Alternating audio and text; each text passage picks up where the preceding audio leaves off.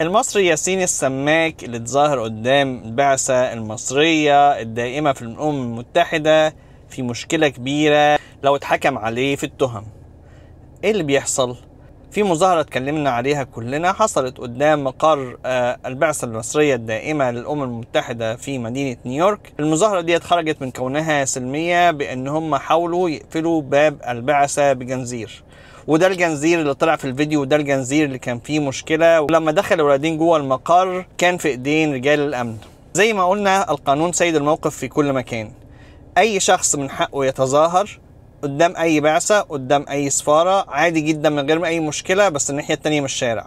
مش من حق اي حد ان هو يروح ويحاول يقفل باب سفارة او قنصلية او بعثة او اي حاجة دبلوماسية في اي دولة في العالم. الموضوع ده طبعا بيعرض الشخص لمشاكل جنائية كبيرة جدا، وزي ما قلنا قبل كده ان انت طول ما انت بتتظاهر بشكل سلمي فانت تمام. يوم ما بتستخدم العنف انت بتفقد كل حقوقك وتفقد قيمة صوتك وتفقد كل حاجة. طبعا الاخين ياسين وعلي تم القبض عليهم وتنزلت التهم بتاعتهم من فالوني لمسدميدر، فالموضوع بقى اخف شويه، بس هي لسه تهم جنائيه كبيره ومفيش اي قبض ومفيش اي اتهامات على مسؤولين عن الامن بتاع البعثه. المحاميه اللي اسمها جاكلين اللي هي ماسكه القضيه بتاعت ياسين راحت تحاول تعمل محضر في اسم الشرطه على الامن بتوع البعثه.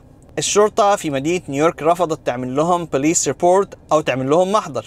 ليه؟ لأن هم هيئة دبلوماسية عندهم حصانة ومش من حق أي حد يقرب من المكان، وما يقدرش شرطة المدينة إن هي تعمل محضر ضدهم. ياسين في تدريب خاص بالتمريض في جامعة اسمها بروكلين كوليدج، والشاب دوت أصلا رياضي وبيلعب في فريق الكرة، وده محسوب له كريدت في الجامعة. كان في مدرسة في بروكلين اسمها ايس هاي سكول، وكان بيلعب كرة وكانت الدنيا لطيفة جدا. دلوقتي طبعا لو اتحكم عليه بالتهم ديت فمستقبله داخل أمريكا ضاع، وطبعا هو بالشكل دوت مش هيقدر حتى يروح مصر.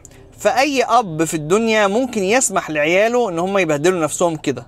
إزاي أب في الدنيا يسيب عياله يضيع مستقبلهم ويتبهدلوا بالشكل دوت؟ أي عقل وأي منطق في الدنيا يخلي أي بني آدم يسمح بدوت. هل أنت فدت أي قضية؟ هل أنت عملت أي حاجة مفيدة؟